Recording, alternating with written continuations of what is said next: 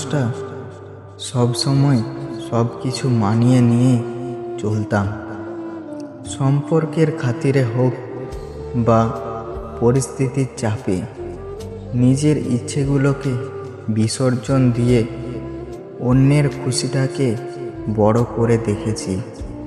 অথচ আজ যখন মানুষ আমাকে জিজ্ঞাসা করে, তোমার কিসের এত কষ্ট, কিসের এত টেনশন, তখন আমি নির্বাক্য হয়ে যাই। আমি কোনো উত্তর দিতে পারি না। আমার গলার কাছে একদলা কান্না এসে দলা পাকিয়ে থাকে, কিন্তু মুখ ফুটে কিছু বের হয় না। মানুষ শুধু আমার বাইরের শান্ত আবহাওয়াটাই দেখে, কিন্তু আমার ভিতরে ভাঙাচুরাটা কেউ দেখে না।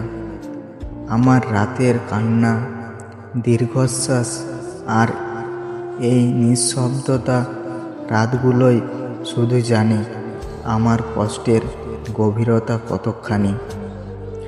যখন চারপাশ নিঝুম হয়ে আসে, তখন আমার মনের ভেতরে হাহাকারগুলো ডাক মেলে। মন খুলে হাসতে পারি না। গতকাল প্রায় খুলে কারোর সাথে কথা বলতে পারি না। এটা কি কষ্ট নয়? বুকের ভেতরে পাথর চেপে রেখে মুখের মিথ্যা হাসি মুখোশ পরে থাকা কি যন্ত্রণাই নয়? সব সময় আমি কেন মানিয়ে নেব?